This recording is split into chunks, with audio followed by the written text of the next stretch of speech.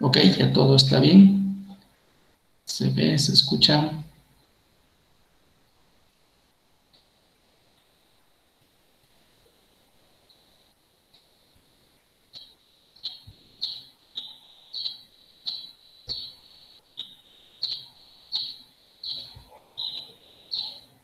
Vamos a ver entonces el protocolo de resolución de direcciones. Gracias, Amado. Sí, es básicamente recordar a que cuando hablamos de resolución de direcciones con ARP, ese protocolo ayuda a resolver una dirección MAC a partir de una dirección IP, es decir, en una red local. De entrada, todos los equipos que están en esa red deben estar configurados con una IP. ¿Sí? ¿Para qué? Para que pueda darse la comunicación a nivel de capa de red, y como la comunicación finalmente pues baja a la capa 2, si el dispositivo originante no tiene la información de la MAC del destino, lo único que va a hacer, va a hacer uso internamente, no lo vemos, internamente del protocolo de ARP para resolver cuál es la dirección MAC del dispositivo destino. ¿Sí? Entonces, ¿cómo verificamos esa información? Y eso sucede localmente, ¿no? Siempre va a suceder localmente. No es posible que suceda remotamente. Pues cuando la comunicación es remota, obviamente el dispositivo original de lo que busca es la dirección MAC de la puerta de enlace, y por eso aquí sí voy a mostrarles rápidamente cómo está mi equipo en términos de ARP. Le doy un ARP-A, ¿sí? Y uno de los elementos que veo en la tabla de ARP, la tabla de ARP va a tener información de las direcciones MAC de aquellos dispositivos con los que ha estado en comunicación en los últimos minutos, digamos en los últimos 5 minutos. Entonces, uno de esos dispositivos, si ha habido comunicación remota, es la puerta de enlace. ¿Sí? ¿Por qué? Porque la puerta de enlace es la que nos va a ayudar a sacar la comunicación hacia el exterior. Entonces, por eso, si checan, aquí veo la puerta de enlace y veo cuál es su dirección MAC. Y veo otros dispositivos. Voy a verificar cuál es mi dispositivo.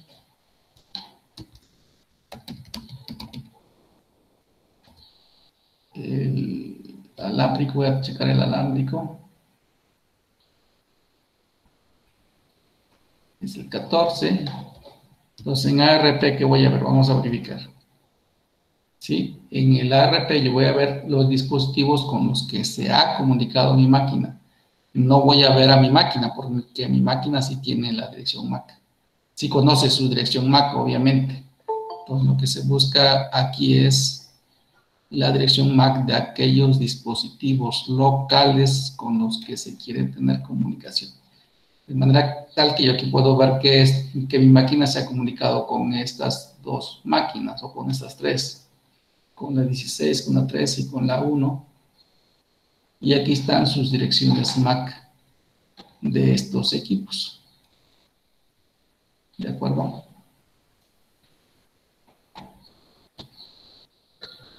Bien. Entonces, dice un dispositivo debe tener ambas direcciones para poderse comunicar con cualquier otro dispositivo. Por eso que vemos ahí las dirección MAC y la dirección destino. El origen obviamente debe tener pues debe estar configurada su dirección IP, y por consiguiente su dirección MAC pues la debe de tener. Sí, debe tener una tarjeta de red. Por cada tarjeta de red pues tiene su dirección MAC. Y cuando la comunicación es remota, como les decía, pues la comunicación va, en el primer proceso de comunicación va a requerir de la dirección MAC de la puerta de enlace. Por eso es que aquí nos está mostrando esa parte. ¿De acuerdo? Entonces, necesita una comunicación remota Entonces, el primer paso de la comunicación es comunicarse con su puerta de enlace o enviar, de hecho, de otra manera más simple es enviar los paquetes que van al destino, enviárselos a su puerta de enlace. Y para eso requiere de la dirección MAC de la puerta de enlace. Y es el papel que hace ARP. Si la máquina no conoce la dirección MAC del dispositivo con el que va a comunicarse, ya sea directamente o indirectamente a través de la puerta de enlace, pues va a hacer un proceso de ARP. ¿Sí?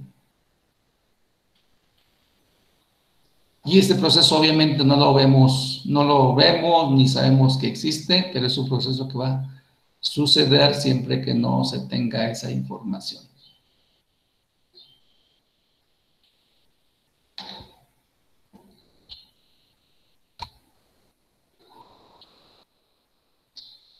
Los videos. Ok. Dice además, por cada dispositivo se genera un temporizador de encaché de la ARP, de manera que las direcciones, es decir, las entradas que se crearon en la tabla ARP no van a estar permanentemente, se borran si estas no se han usado para comunicación en un tiempo determinado. ¿Sí? Eso es automático. Otro proceso que podemos hacer es que las eliminemos a propósito.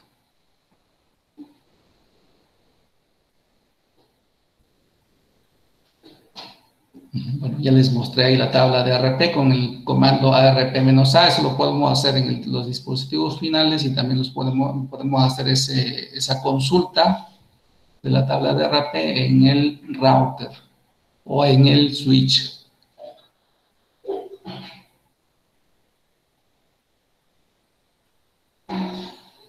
Y viene ese laboratorio de Warshak. Ahorita me voy a saltar este laboratorio. Ok. ¿Qué otra cosa importante hay que tomar en cuenta? Que cuando se genera un proceso de ARP, ese proceso de ARP usa como dirección MAC destino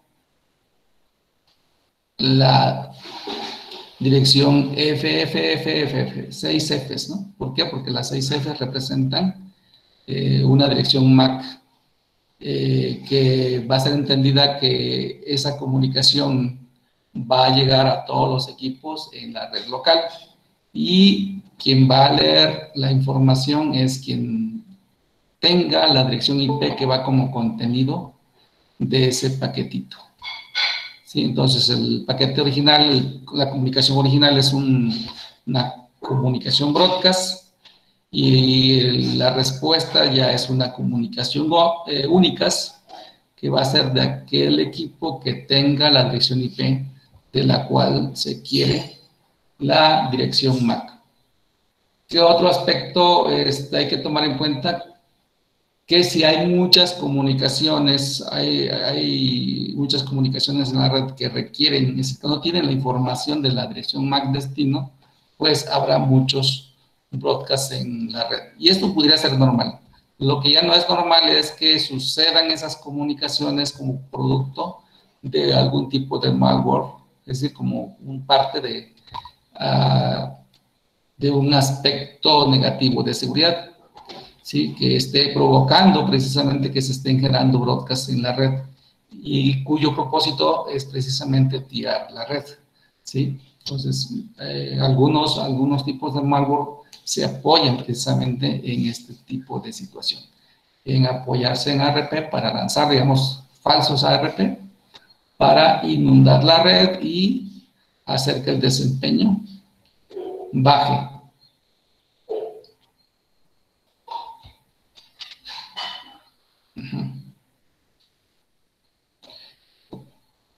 Entonces, ¿qué tipo de ataque es el común que hace uso del proceso de ARP? El spoofing de ARP, que entonces son solicitudes falsas, digamos. Aquí vemos a un atacante que está enviando procesos de ARP porque requiere causar simple inestabilidad en la red o requiere cierta información de la red o engañar a los equipos. Por ejemplo, esa puede ser una situación por la cual provoca ARPs falsos. Por ejemplo, en este caso está diciendo que este atacante lo que está tratando es de engañar a los dispositivos, informándoles que él es la puerta de enlace, ¿sí? De tal manera que los paquetitos que quieran salir a internet, digamos, pasen por su equipo y obviamente él pueda analizar qué tipo de información está queriendo salir hacia internet. Y si le interesa, pues la va a tomar para ya llevar a cabo su propósito. ¿De acuerdo? Entonces eso es lo que corresponde a RP. Tenemos un RP, digamos, un RP que normal y puede haber un RP que sea provocado por un atacante para lograr un propósito anómalo en la red.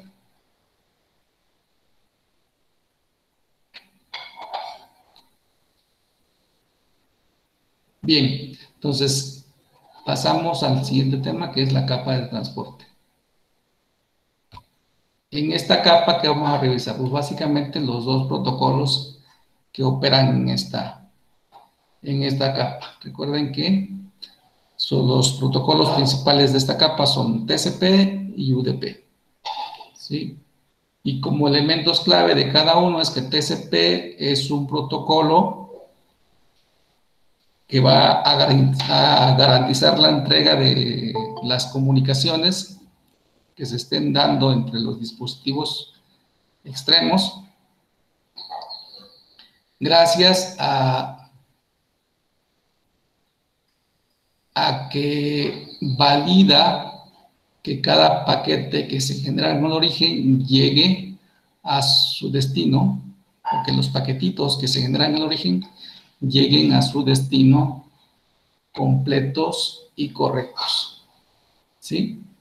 Y además, vamos a revisar aquí adelantito que para eso se apoya en un saludo inicial que se conoce como saludo de 3 vías.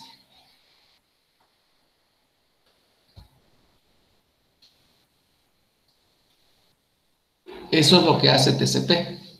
En el caso de UDP es un protocolo que lo que tiene como ventaja, digamos, para su uso es que es un protocolo rápido, es un protocolo que no le interesa revisar si la información se entrega correctamente, lo que le interesa es que se entregue rápidamente.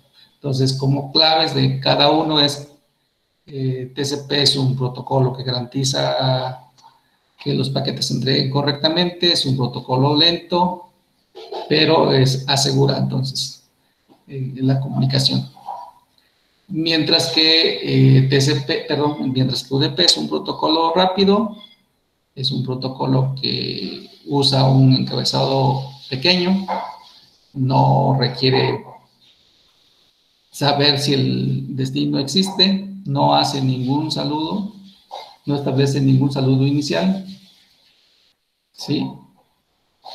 Y obviamente las ventajas de UDP es que es un protocolo orientado a aquellas aplicaciones que son sensibles al tiempo, es decir, que requieren que la entrega sea rápida, de manera que lo que tenga que ver con validación se le deja al protocolo de la capa de aplicación.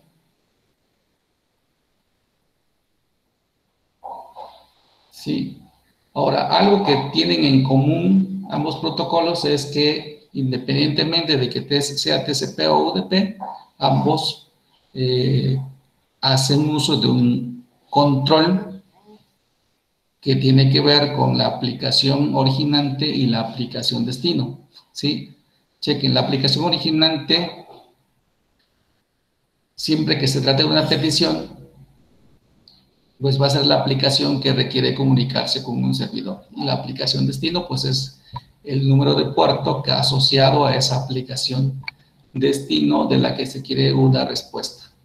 ¿Sí? De manera que lo que vamos a recordar aquí es que independientemente del protocolo de transporte, El número de puerto cliente generalmente, bueno, el número de puerto cliente siempre va a ser un valor mayor a 1023, mientras que el puerto destino, de los que tienen que ver con aplicaciones bien conocidas, sus números de puerto van a ser números menores a 1023, ¿sí? Y ya si hablamos de aplicaciones registradas, que es otro tipo de, digamos, siguen siendo aplicaciones obviamente sobre TCP/IP, la única diferencia es que se les conoce como registradas porque sus números de puerto son mayores a 1023, pero siguen siendo aplicaciones de servidor. Eso puede dar en un momento dado lugar a cierta confusión, pero aquí vamos a revisar para propósitos del curso lo que nos marque el tema. ¿Sí? Lo importante en primer lugar es saber identificar cuando menos las aplicaciones bien conocidas.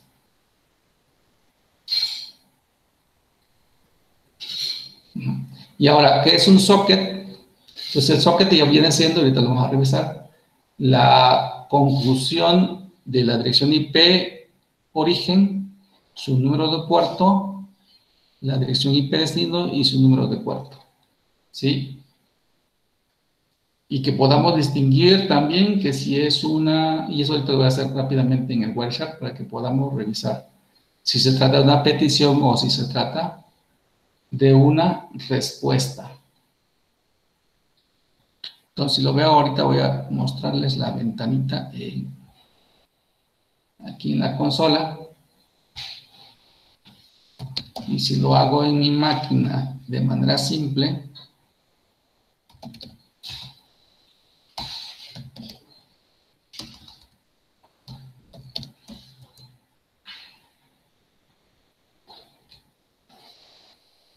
sí, lo que puedo ver es, hablando de sockets, es la dirección IP acompañada del puerto.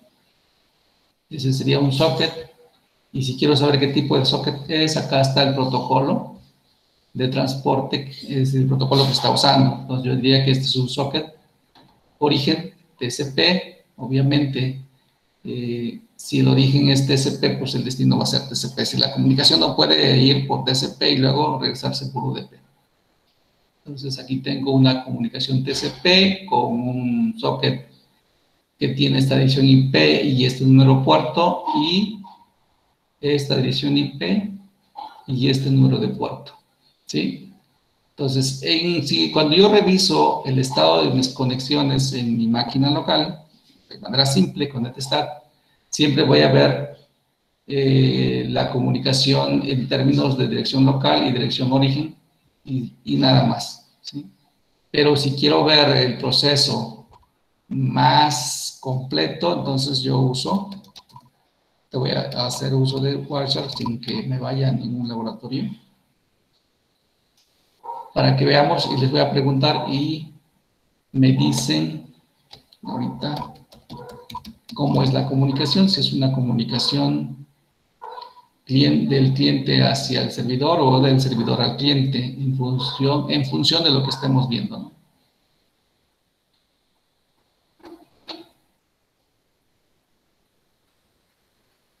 Entonces voy a tomar acá esta interfaz, la que estoy usando, y voy a generar específicamente una comunicación hacia algún lugar, y voy a tratar de verla aquí, y voy a detener la comunicación.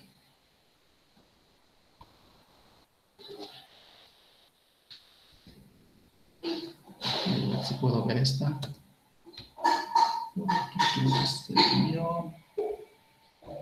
Voy a ver una comunicación TCP por acá.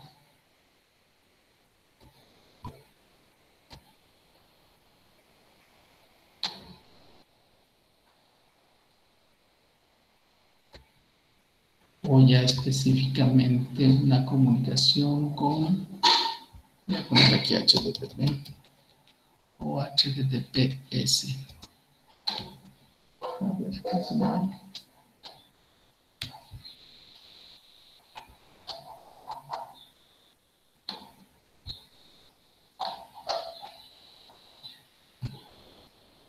Voy a volver a hacer otra prueba.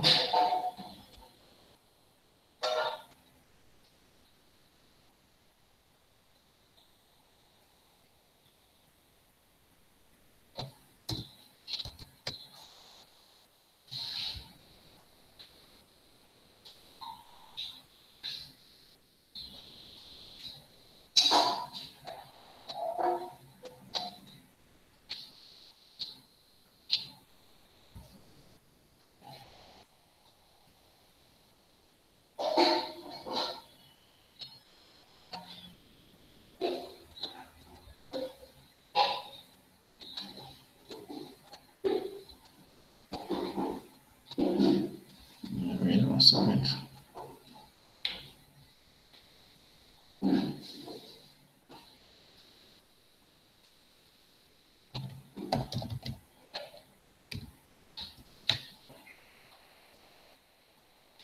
Como que no me está mandando.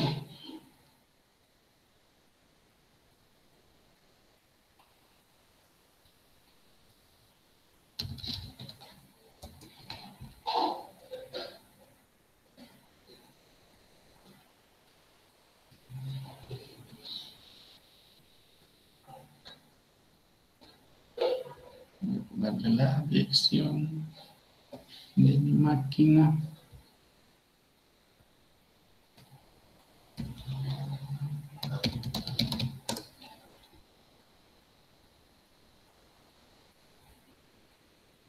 El 14.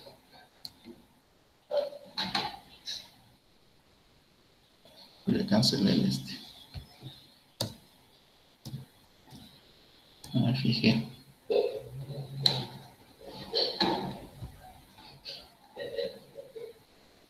A ver. Ahora sí.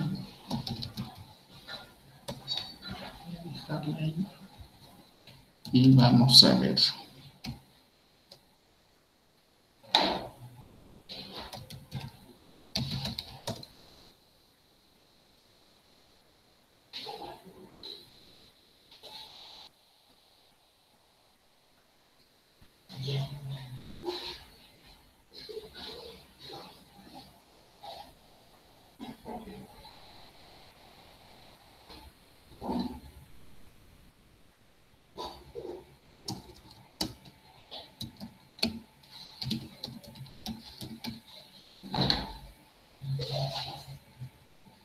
Ponerle un IP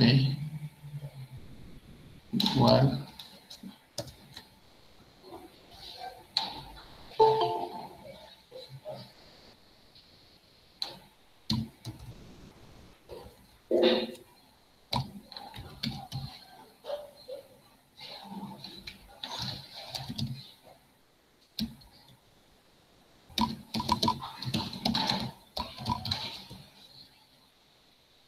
Y están. Pues son todas las que se están generando.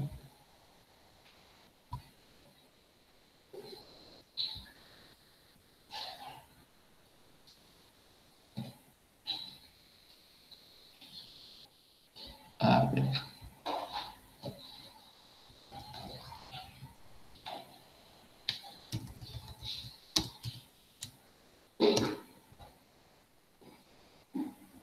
Específicamente.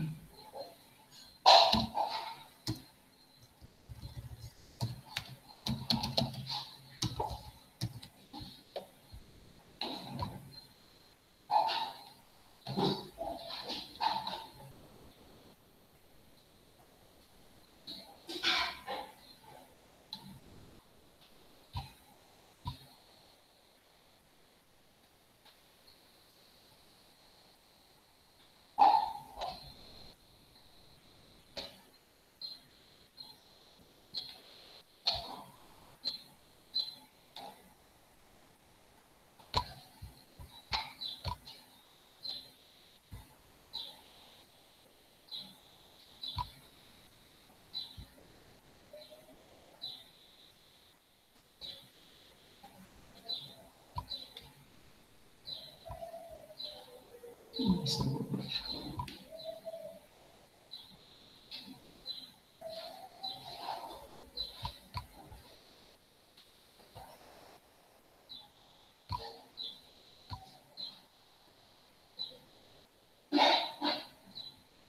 Por aquí estoy viendo unas.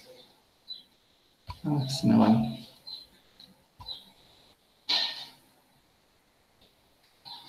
Voy a tomar una de estas, una y una. Si revisamos, aquí están unas consultas de tipo UDP, bueno, unos paquetes de UDP, unas comunicaciones UDP. Voy a seleccionar una. Si checamos acá arriba, dice origen y dice destino. Entonces, primera parte importante es identificar si se trata de, les decía, necesitamos identificar si se trata de una petición o si se trata de una respuesta, ¿sí? Entonces, ¿cómo voy a identificar si se trata de una petición o si se trata de una respuesta? Si se trata de una petición, lo que tengo que verificar es que el puerto origen sea un valor mayor a 1023. Si se trata de una respuesta, lo que debo identificar es que en el origen haya un puerto menor a 1023. ¿De acuerdo? Con eso va a ser más que seguro de revisar si lo que se tiene es una petición o es una respuesta. Los puertos los voy a ver acá abajo. Aquí me dan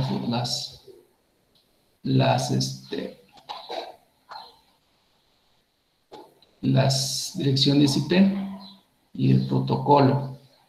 Entonces, voy a revisar aquí en la parte del protocolo. Si revisan, voy a tomar una dirección IP y me dicen, voy a tomar esta, por ejemplo. ¿Dónde está? Acá está esta.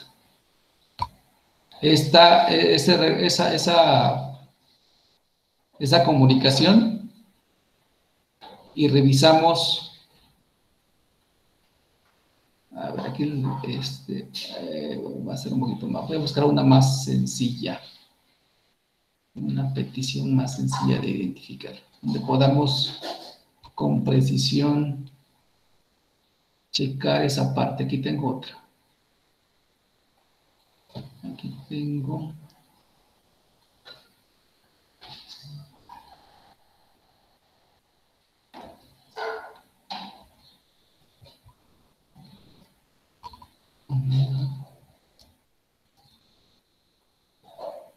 Voy a ver que sea algo que podamos interpretar de manera fácil, sin lugar a confusión.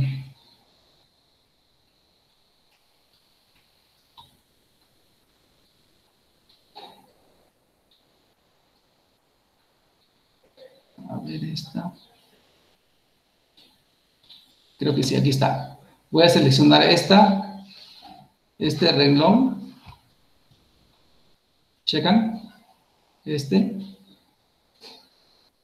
Tomo ese renglón y lo veo acá veo el complemento aquí en el protocolo de transmisión. De hecho, ahí lo puedo ver también, pero aquí está más claro. Si revisamos, tomo de arriba, bueno, aquí también lo puedo ver. ¿Quién es la dirección origen? La parte de internet. ¿Y quién es la dirección destino? ¿A dónde va? ¿A quién se le está pidiendo algo? Bueno, no sabemos si se le está pidiendo o le están respondiendo. ¿Quién me va a decir esa información? El protocolo y la capa de transporte. ¿Sí? Recordemos, si el puerto es mayor, si el puerto origen es mayor a 1023, debo tener la seguridad de que es una petición. Y si el puerto origen es un valor menor a 1023, entonces lo que debo tener es la seguridad de que se trata de una respuesta. ¿De acuerdo? Entonces, con esa información, ¿qué tipo de mensaje es este? ¿Es una petición o es una respuesta? ¿Petición? ¿Por qué? Sí, Alejandra, ¿por qué? Mencionó que si el puerto de origen es mayor a 1023, entonces es una Exactamente. petición, o a no ser que entendí Sí, al sí, revés. está bien. O sea, nomás te diría, ¿por qué? Entonces me dirías, porque el puerto está hablando de tal. ¿Cuál es el número de puerto aquí? ¿Cómo? No escuché. ¿Cuál es el número de puerto origen? El S que está señalando. 50 Exacto. y... Ajá, 59,224, es un valor mayor a 1023. Entonces, sí. con eso ya yo estoy seguro de que esta es una petición. Además, como les decía, iba a seleccionar algo sencillo. Aquí el puerto destino es un valor a 1023, entonces ya estoy confirmando con mucha seguridad de que esta es una petición. ¿Por qué? Porque el puerto origen es mayor que 1023 y el puerto destino es menor a 1023. ¿De acuerdo? Y luego, si selecciono este otro reloj, ¿qué cosa será? ¿Una petición o una respuesta? Respuesta. Pues una respuesta, ¿de acuerdo? ¿Por qué? Porque el puerto origen es menor a 1023, ¿sí? Y luego si embonamos ambas, pues ya vemos, si checan, acá arriba el origen era la 014, con destino a la 13, punto 160, ¿no? Y era esta, checamos que era una petición. Y si me muevo acá a esta otra, ya veo que aquí, quien es el origen es la 13.110, 35.160, que acá aparece como destino, ahora está como origen, y que le está respondiendo a quién, pues a la 014. ¿Sí? Entonces ya verifiqué que esta es una petición y que esta es la respuesta, de decir, esta es una petición a este servidor, la del tipo de petición le está pidiendo un 443, y acá ya tenemos la respuesta del servidor. ¿Sí? Es decir, el servidor responde a quién, al 14, con un 443. ¿Le responde a quién? A un 51,204. Chequen que la petición y la respuesta que tienen que ver con la misma comunicación tienen que coincidir en sus puertos. Lo único que varía es que se intercambian, digamos. Cuando se trata de petición, pues el origen, si es petición, perdón, el origen pues mayor a 1023, el destino es mayor, y en la respuesta voy a tomar los puertos que había visto en la petición, pero invertidos, ¿no? Están invertidas las direcciones y los puertos, ¿de acuerdo? Lo que aparecía como destino ahora aparece como origen en la respuesta, ¿de acuerdo? Sí. Perfecto.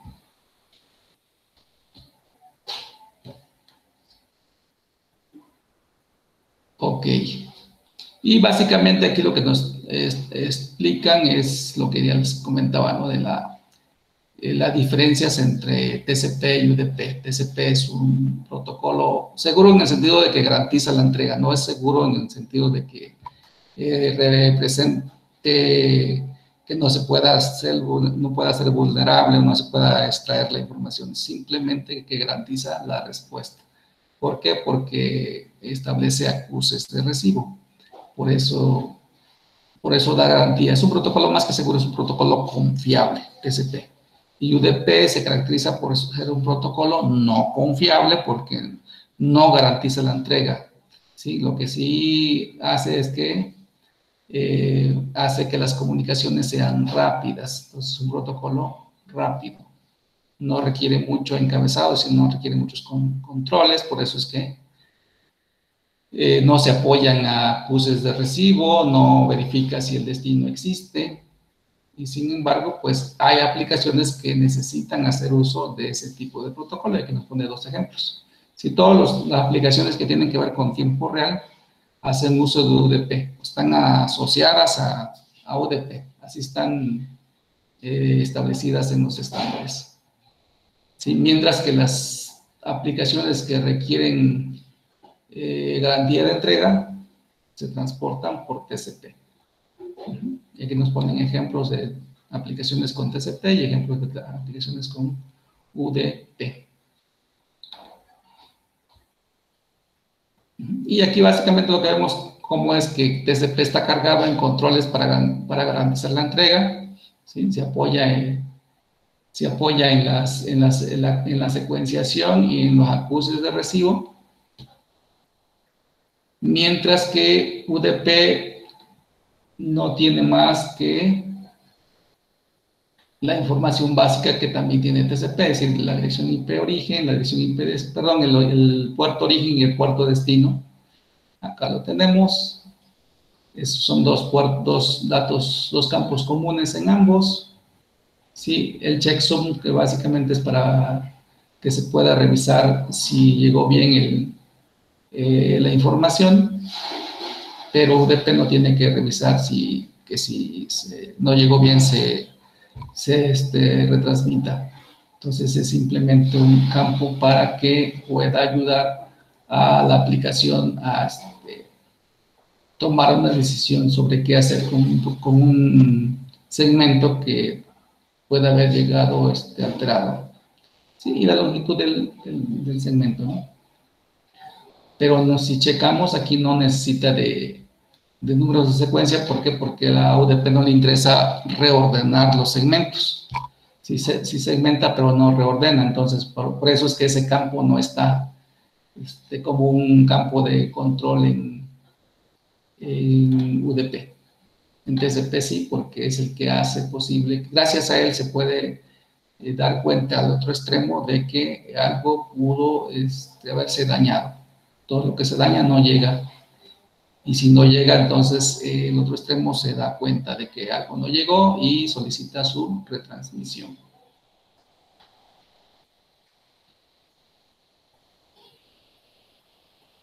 Bueno, ya que básicamente es el ejemplo de los puertos, el papel de los puertos.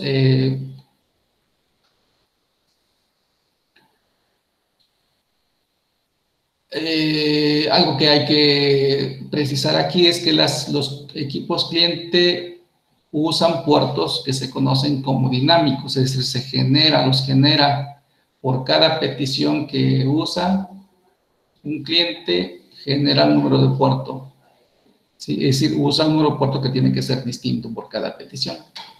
¿Sí? Mientras que el servidor tiene asignados, es decir, la aplicación servidora tiene asignados ya puertos por cada aplicación que esté corriendo en ese servidor. Y que nos ponen el ejemplo. Si ese servidor está corriendo dos aplicaciones, una aplicación de web y una aplicación de correo electrónico, entonces esas aplicaciones, cada una tiene su puerto ya asignado, ¿verdad? No se puede, bueno, sí se puede cambiar, pero ese es el valor por default, esos son los valores por default. Si un puerto de una aplicación se cambia, pues obviamente se tiene que dar a conocer a los clientes para que los clientes sepan cómo se van a conectar a la aplicación servidora. No es simplemente de que se cambie y ya. ¿Por qué? Porque ya hay un valor por default. ¿De acuerdo? Y esto se puede, inclusive, vamos a ver si puedo hacer algo muy rápido. Hay una conexión, a ver si encuentro en Google algo donde vengan no sé si han visto, que hay casos en los que necesitamos pasar el número de puerto. Eso indica que se está usando un puerto que no es el puerto por default, sino que es un puerto personalizado. Voy a ver si aplicaciones con puertos personalizados. A ver si encuentro alguna.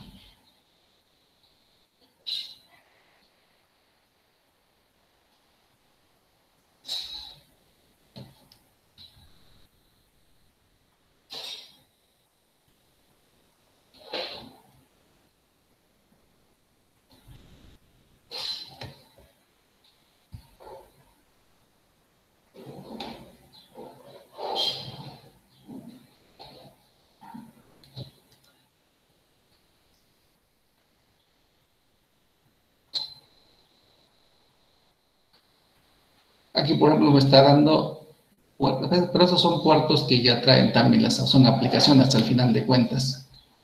¿Sí? Pero bueno, de alguna manera pudiera ser que estos ya se necesite pasar. Es decir, si yo soy un programador y uso una aplicación específica, esos son, si checamos, aquí está la aplicación y aquí está el número de puerto que usa. ¿Sí? Estas son aplicaciones registradas, su valor ya es mayor a 1023. Entonces, si compañía hacen uso especial de una aplicación y entran directamente a esa aplicación, entonces necesita pasar ese número de puerto junto con la dirección, junto con el nombre del servidor.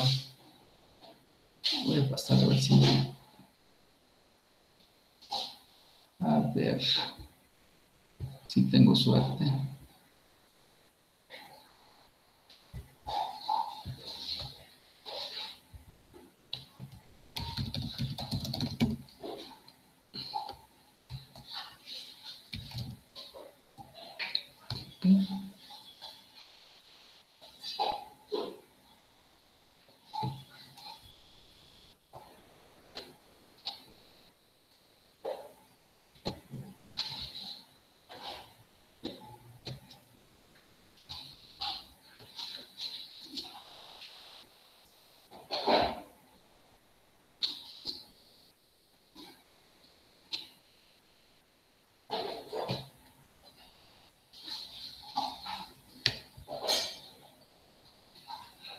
X.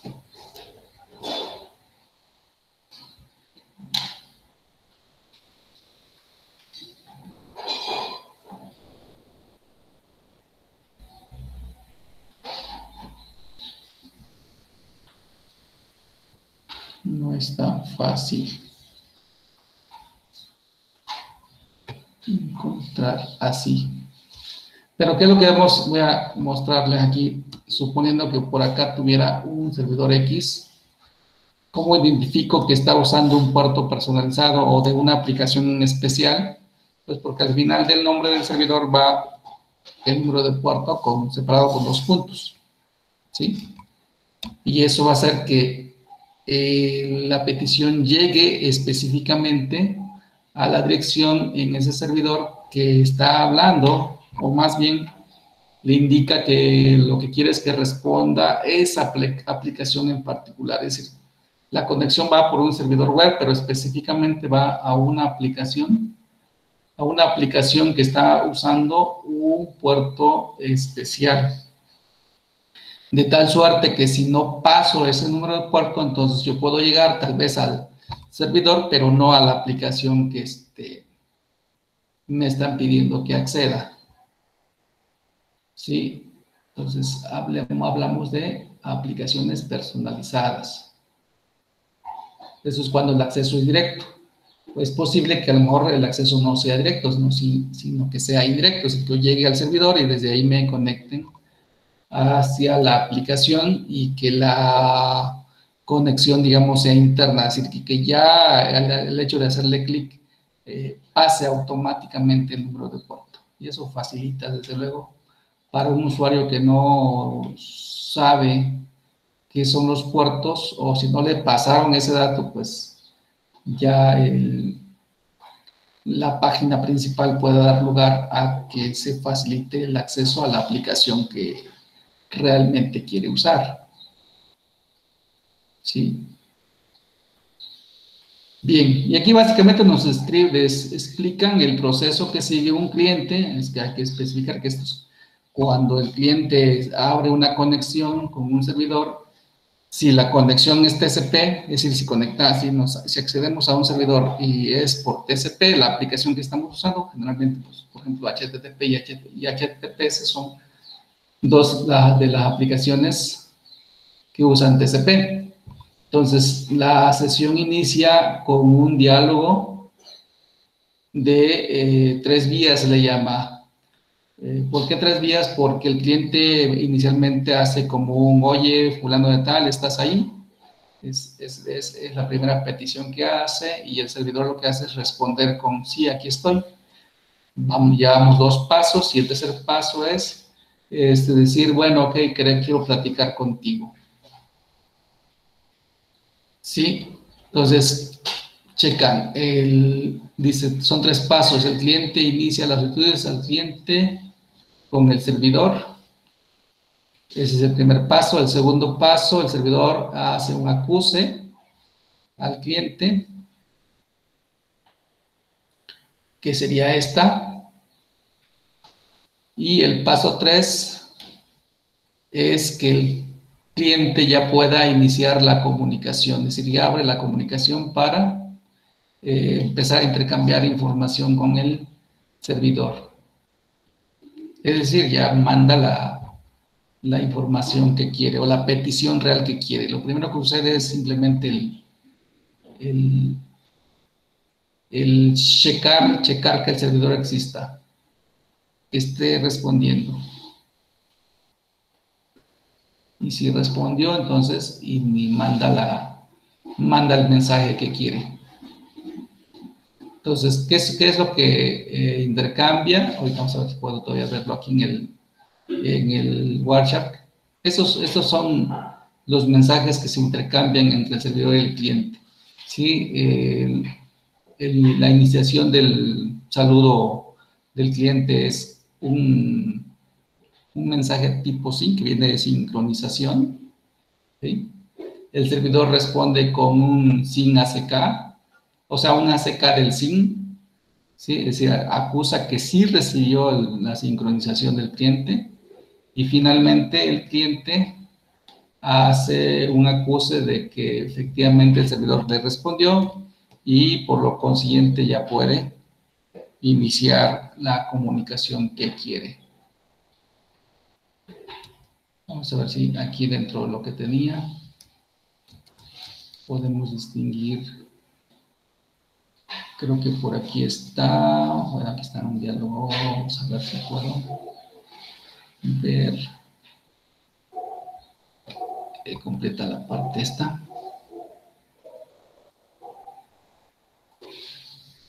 Lo puedo ver como un solo diálogo. Aquí está, pero vamos a ver.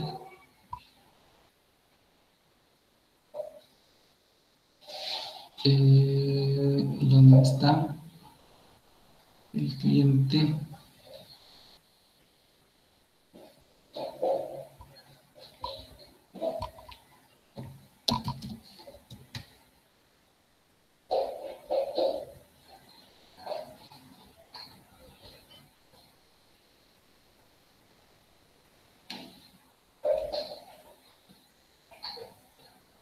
Quiero mostrarles las tres. Creo que, a ver, vamos a ver.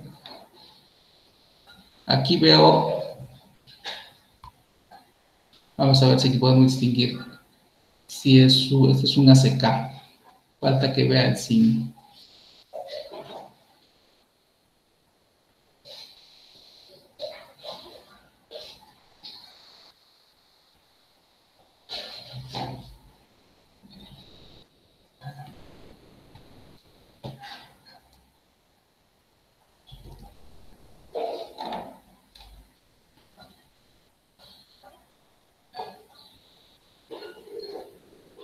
Aquí tenemos un SYN.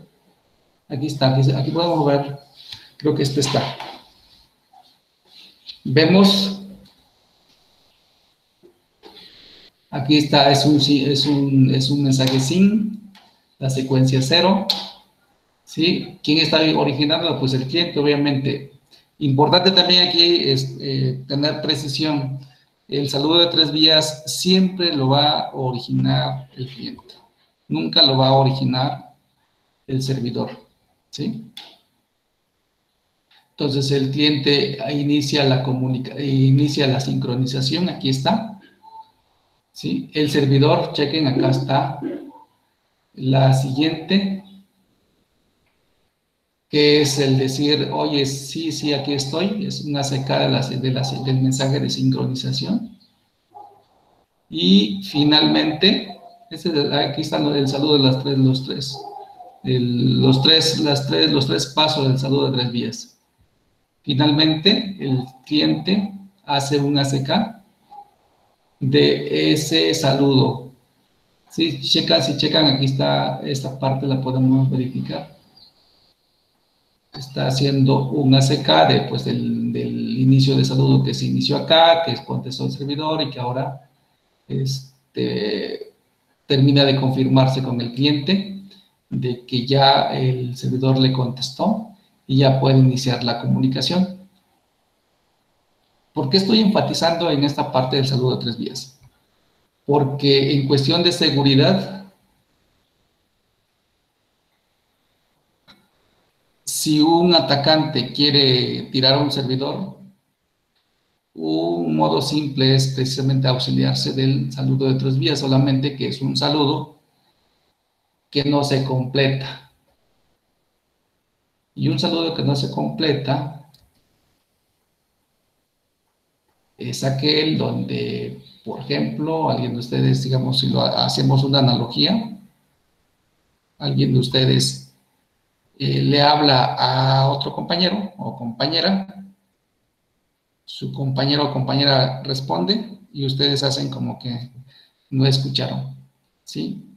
Y nuevamente mandan otro sin y otra vez el compañero o compañera responde y otra vez ustedes hacen como que no escucharon, no se termina el saludo, ¿sí? Entonces, si se mandan muchos sin, digamos, estos sin obviamente los va a mandar ¿quién?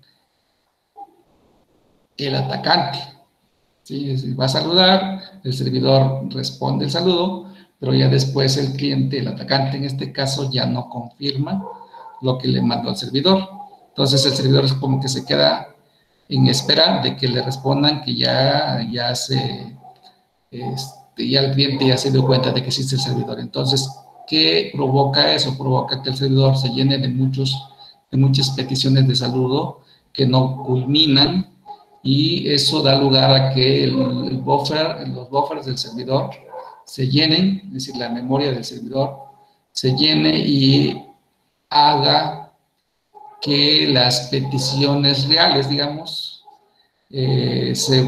sean más, las peticiones reales tengan que ver con una respuesta lenta. ¿Por qué? Porque el servidor se encuentra ocupado tratando de responderle a un cliente que pues lo está engañando. Entonces, muchos de los ataques comunes, vamos a llamarle así, muchos de los ataques comunes se basan en esa debilidad, digamos, de TCP, de que no puede darse cuenta cuando se trata de una petición buena y cuando es una petición mala. No es posible porque todos los protocolos que conforman TCP/IP no nacieron con esos aspectos de seguridad. ¿Sí? Entonces es algo normal.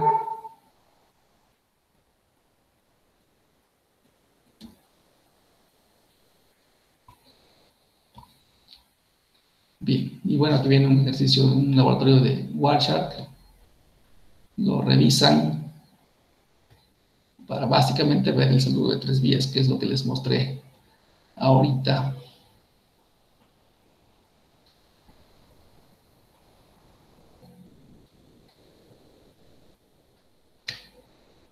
Ok, después lo que sigue, pues básicamente es la sesión la sesión donde ya interviene el intercambio de información, básicamente lo que está enviando el servidor hacia el cliente de acuerdo al tipo de petición que haya sucedido. Y eso se va, como si es una petición TCP, si fue una comunicación TCP, pues va a involucrar una serie de intercambios de mensajes. En ese intercambio de mensajes puede haber distintos tamaños de mensajes dependiendo de si la red está libre o si la red está saturada. Puede haber repeticiones de mensajes, puede haber reducción en los tamaños de mensajes. Entonces se dan puede haber muchos ajustes o puede ser que transcurra de manera normal. Cuando hay ajustes, digamos, hay cambios en lo que se conoce como un tamaño de ventanas. La ventana se refiere a la cantidad de bytes que pueden suceder en una comunicación, ¿sí? Y eso va ligado con el control de flujo. Entonces, el control de flujo entra en función sobre todo cuando hay mucho tráfico en la red y se requiere de hacer ajustes al intercambio de información, reduciendo los tamaños de ventana.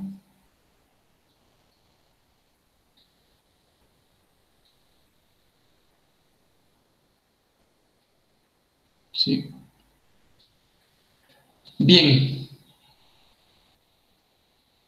Como ya les había comentado, en el caso de las sesiones de UDP, pues no hay controles complejos, se requiere rapidez Y en términos de rapidez, por ejemplo, uno de los protocolos más usados, más usados que tienen que ver con UDP es DNS. ¿Por qué? Porque DNS me ayuda a convertir los nombres de los servidores a direcciones IP, ¿sí?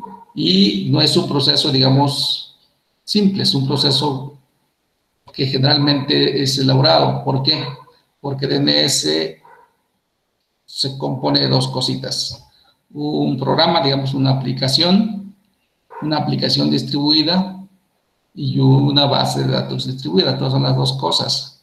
¿Sí? ¿Por qué ambos son distribuidos? Porque no corren en un solo equipo, corren en distintos equipos, la información está en distintos equipos, por eso es una base distribuida, ¿sí? No es una base de datos centralizada, sino que por cada empresa que requiere publicar en Internet, pues tiene su propia basecita de datos con los nombres de los servidores que están corriendo algún tipo de aplicación. Y cuando nosotros hacemos una solicitud o cuando nos conectamos a un servidor, una de las primeras cosas que sucede es que se consulta al servidor DNS. Y lo que tenemos pues es uno o más o dos servidores DNS configurados en nuestra máquina, pero no son los que resuelven, esos son los encargados inicialmente de atender nuestras peticiones, pero la mayoría de las veces esas peticiones se van hacia lo que se conocen como servidores raíz, y desde ahí se empieza a bajar, digamos, hasta encontrar el servidor que tiene la información relacionada con la petición que hicimos, ¿sí? Entonces, DNS, ¿en qué puerto escucha? En el puerto 53. Cualquier consulta va al puerto 53 por UDP.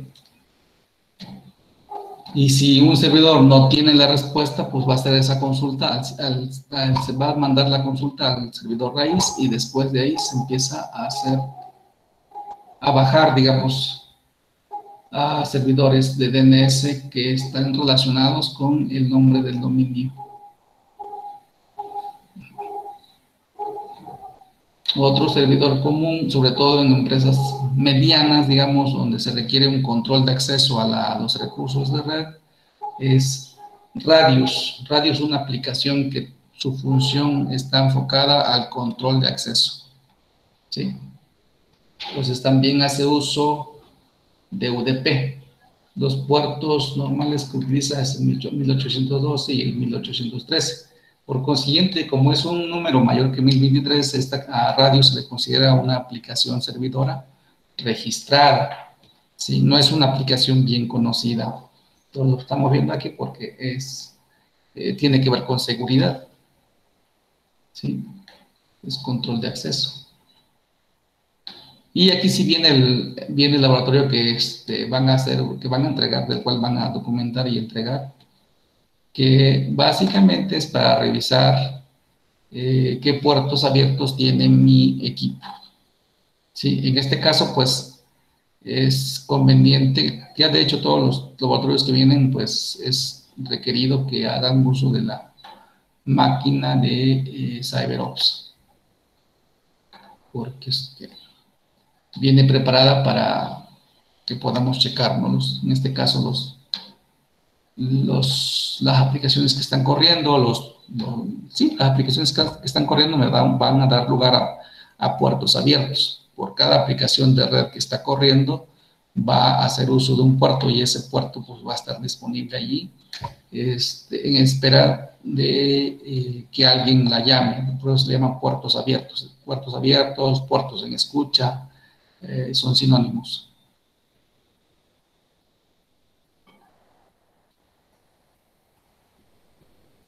¿De acuerdo? No sé si tengan alguna pregunta hasta ahí. No, profe. ¿No? Bueno. No, profe. Ok, gracias.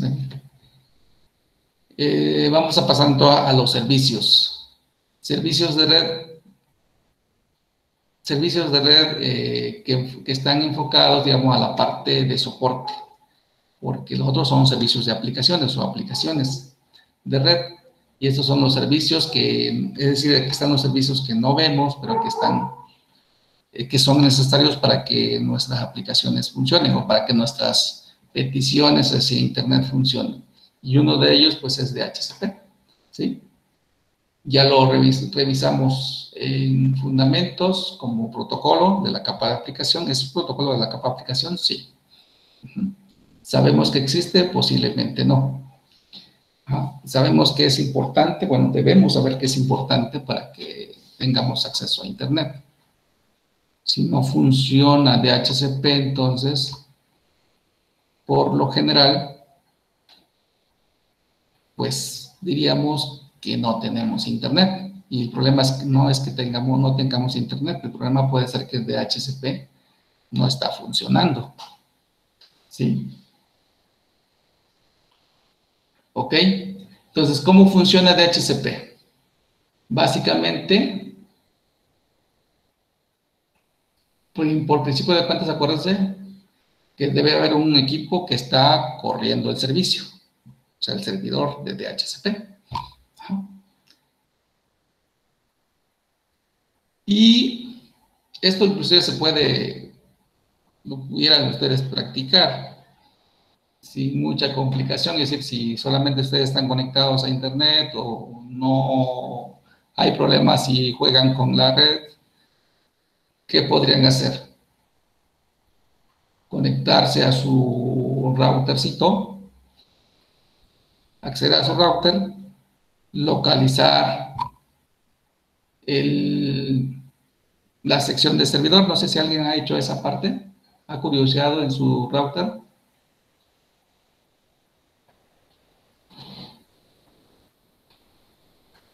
¿No? No, profe.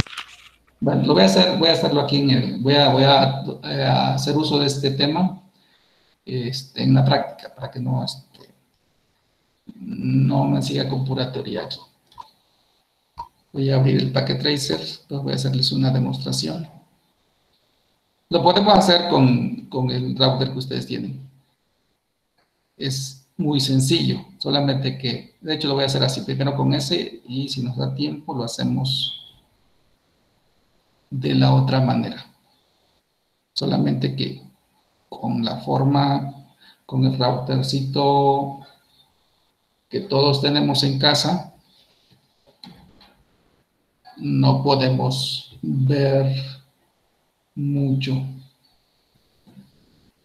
Voy a empezar con eso. Voy a empezar a jugar.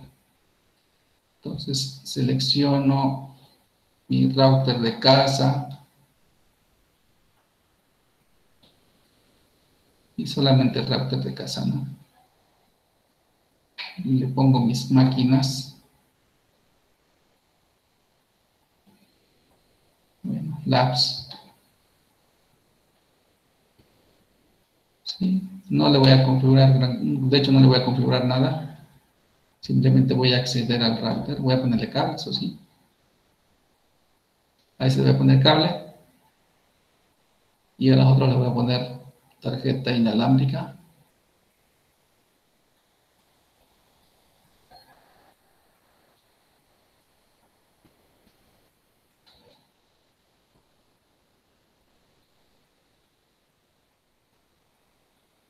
Ahí está.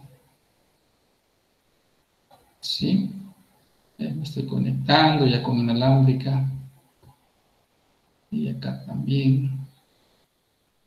Y la única diferencia, digamos, con el ámbito real hasta ahorita es que estas máquinas, vamos a revisarlas cada una, sí, vienen preparadas para que le pongamos dirección IP. ¿Sí? Creo que las máquinas nuevas de la vida real vienen ya preparadas para que se conecten dinámicamente. Entonces, cosa que no sucede aquí con las del paquete. Entonces, ¿qué tengo que hacer básicamente? Cambiar la configuración para que aprenda por DHCP y vean qué pasa. ¿Sí? ¿Vieron? No sé si alcanzaron a ver. hace una solicitud, de hecho es lo único que podemos ver, una parte que podemos ver, hace una solicitud. Esa solicitud de DHCP tiene que ver con el primer mensaje que vimos ahí acá en la diapositiva, que es el proceso de discover. Digamos que es como lo más que podemos ver cuando solicita el cliente la dirección IP. O más propiamente lo que vemos es el tercer paso, que es un request. ¿Sí? El discover no lo vemos, ni el offer. Pues lo que realmente es un request. Y luego el ACK, digamos, el ACK tendría que ver con ya me asignó una dirección IP. ¿Sí? Y aquí además el mensaje que dice solicitud de request con éxito. Con éxito, ¿por qué? Porque me asignó una dirección IP válida. Una dirección IP válida de acuerdo a lo que tiene el servidor. ¿Sí? Es decir, se completó exitosamente la petición. Es lo único que podemos ver aquí en ¿sí? La solicitud y luego que tiene respuesta a esa solicitud. Entonces, ¿qué pasó? ¿Qué es lo que realmente sucede? O lo que primero que sucede es que hay un proceso de descubrimiento. Esto tiene que ver con que la máquina de entrada pues no tiene una dirección IP. Entonces no sabe a quién pedirle una dirección IP. Por eso el primer paso es descubrir. Pues descubrir implica lanzar una petición que es de broadcast.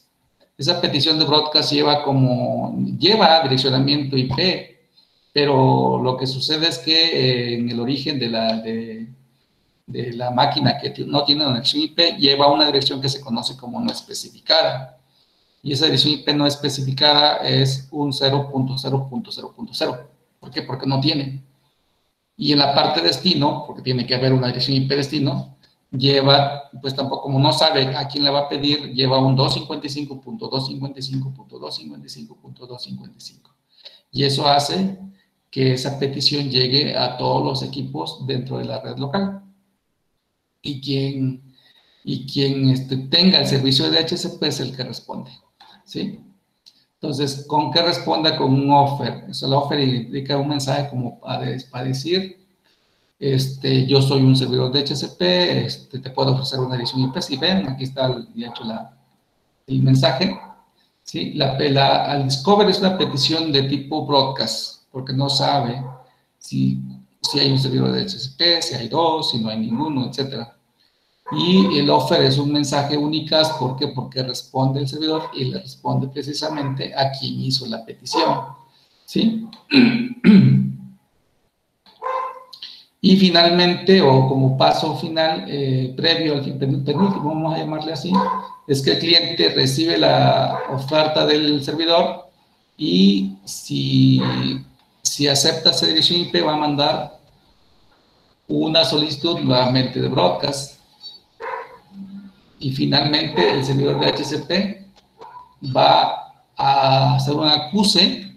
Ese acuse va a servir para marcar que esa dirección IP ya fue aceptada por el cliente y tiene que marcarla en su lista, digamos, de direcciones que tenía disponible, pues ya la marca como una dirección IP asignada y como dato para saber a quién se la asigno, pues graba o guarda la dirección MAC del equipo cliente. Es esencial esa parte. ¿Sí?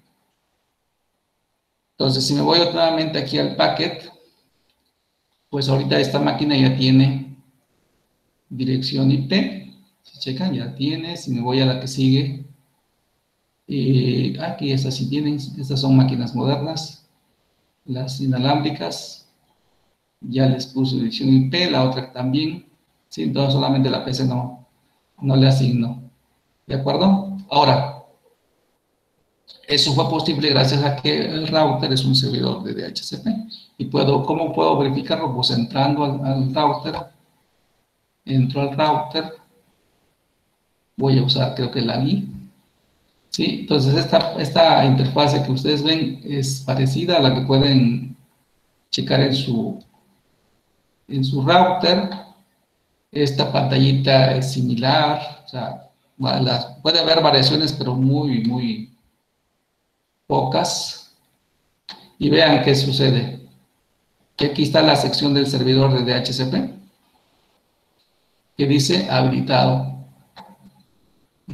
Y me dice qué es lo que viene configurado aquí. Dos cosas vienen configuradas por default. Y esto puede dar respuesta a lo que la vez pasada comentábamos no sé si salió el comentario con Cristian, porque en la mayoría de las redes en la casa tienen una edición 192.168.0. Pues porque no modificamos esa información. ¿Se puede modificar? Sí. Sí puedo modificarla. Simplemente entro aquí. Fíjense que se puede modificar. ¿Sí? Y si yo cambio eso, ya cambié. Ya no voy a tener la 192.168.0. Grabo mis cambios y vean cómo cambió. ¿Sí? Ahí está. Entonces, a partir de aquí, si yo quiero usar estas direcciones, pues lo único que tengo que hacer es ir a mis máquinas y decirles que vuelvan a tomar la dirección IP. Que vuelvan a pedir la dirección IP, porque seguramente la que tienen, pues obviamente ya no va a servir. Vamos a ver si se cambió. No ha cambiado. Entonces, ¿qué tengo que hacer? Por ejemplo, aquí ya está cambiando acá. De entrada ya se le dificultó obtener la dirección IP. Y vamos a ver cómo le hago.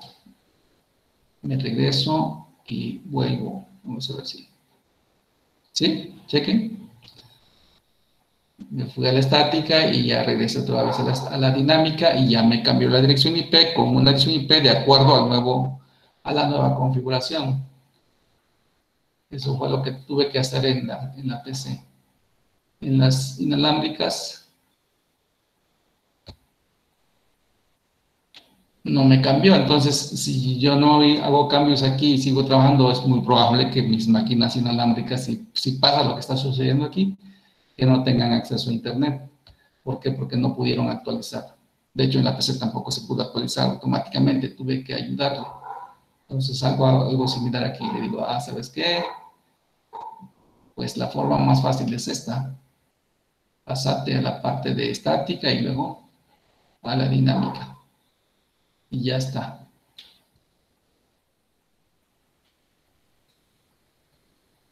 Ahora, ¿por qué estoy haciendo esto? Ahorita aquí, yo creo que vamos a dejarlo así con esta parte ahorita y si nos da tiempo regresando de vacaciones vemos la otra parte. Ahí está, ya están con la información nueva, una nueva información. Lo que hice fue simplemente cambiar la dirección IP. Y puedo cambiar toda la dirección IP. ¿Sí? Si no quiero una 192, quiero una 172 o quiero una 10. Entonces, lo que yo quiera, siempre y cuando sean direcciones privadas. O finalmente, ¿qué puedo hacer? Pues que no quiero que funcione mi servidor de DHCP. Quiero asignarle direcciones IP a mis máquinas, entonces deshabilito. ¿Sí? Y ahí soy completamente responsable de asignarle direcciones IP a mis equipos. Y puede representar un aspecto de seguridad en mi red.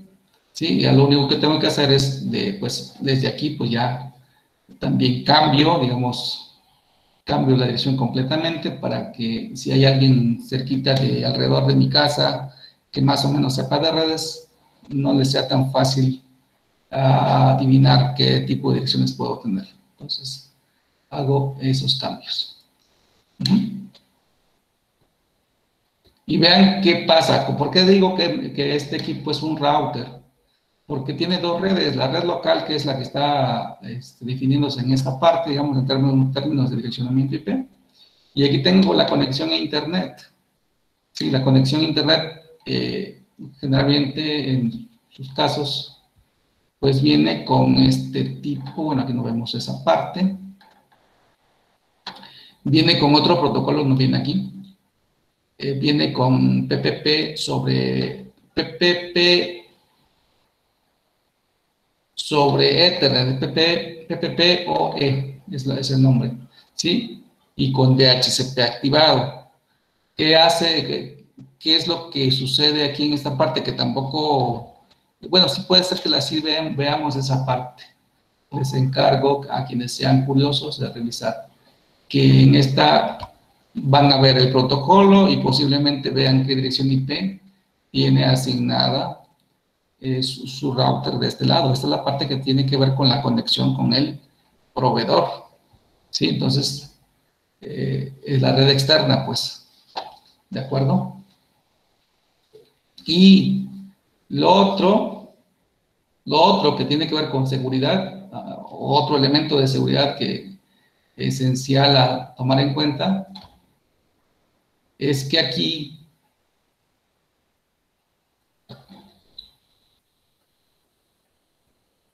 alguien, yo aquí lo voy a poner como si fuera un servidor, pero lo más probable que es que me pongan un router, o sea, otro router conectado, es lo que más normal que puede suceder con alguien que conoce un poco de redes, pero no sabe los alcances.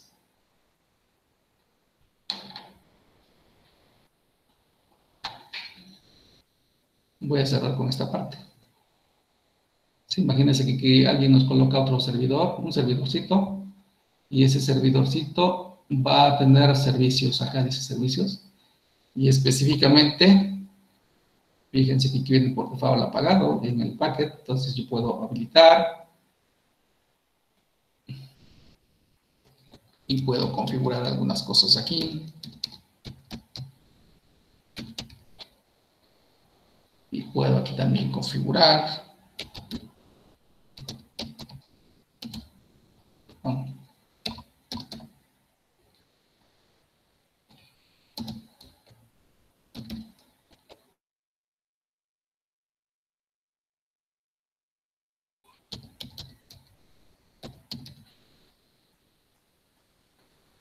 Y aquí también. Sí, y ya configuré mi servidor, pero resulta pues que yo, no sé, puede ser que sea algo que ignore y quiero ayudar, y la otra es que yo a propósito pongo este servidor para que, tal vez asegurar que estos equipos no tengan red o que algunos no tengan red, ¿sí? ¿Qué va a suceder con esto así? Vamos a ver si podemos provocar, no verifiqué bien si va a funcionar el servidor, pero lo que sí es cierto es que este es un servidor de HCP. De hecho, ya está corriendo como tal. ¿Sí? Voy a cerrar con esta parte. Vamos a ver si... pero creo que no activé el otro, el router, ¿cierto? No lo volví a activar como servidor de DHCP. Entonces, este también lo voy a... Así quedó. Quedó habilitado. Ahí está. Tengo dos servidores en la red. Entonces, vamos a ver quién responde.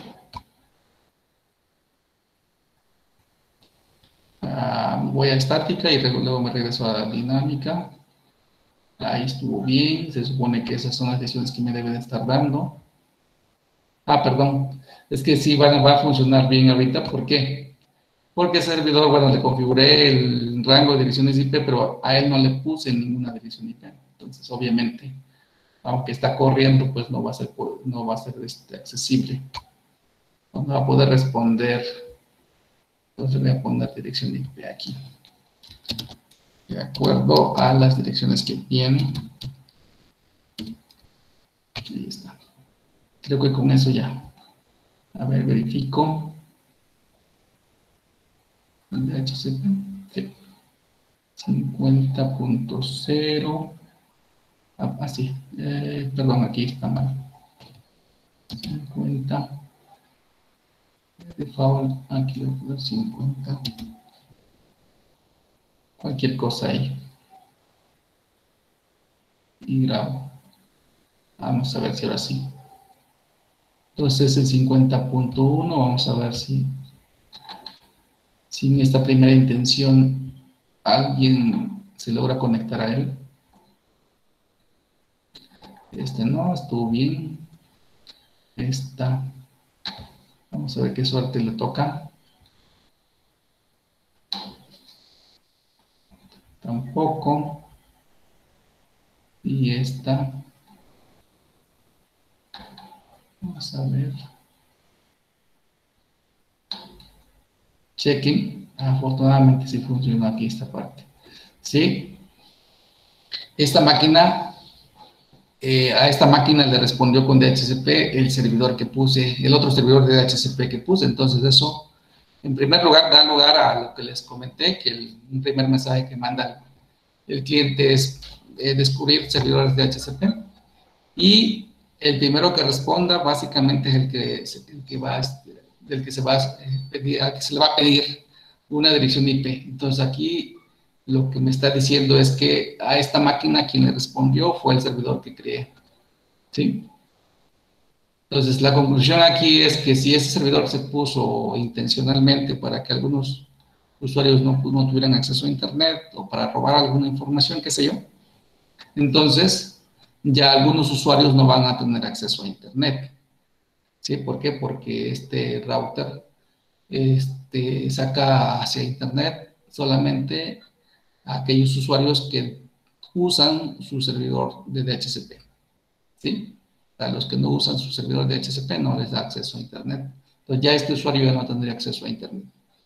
Y ese ya podría ser un problema de seguridad. ¿Por qué? Porque problemas de seguridad porque este servidor no está autorizado. Ese sería el problema de seguridad que estaríamos detectando aquí. ¿Sale? Y con eso yo creo que termino esta parte de DHCP. Todo lo demás son... Bueno, nos quedaría mostrarles, regresando a vacaciones, un ejercicio de DHCP demostrativo también,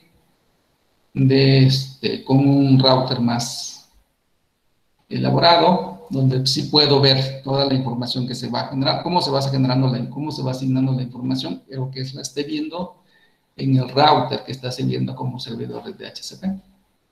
¿De acuerdo? Y pues ya para regresando, seguimos con el siguiente tema. Los temas que nos hace falta los terminamos regresando en el primer lunes, espero. ¿De acuerdo? No sé si tengan alguna pregunta. No, profe. Todo perfecto.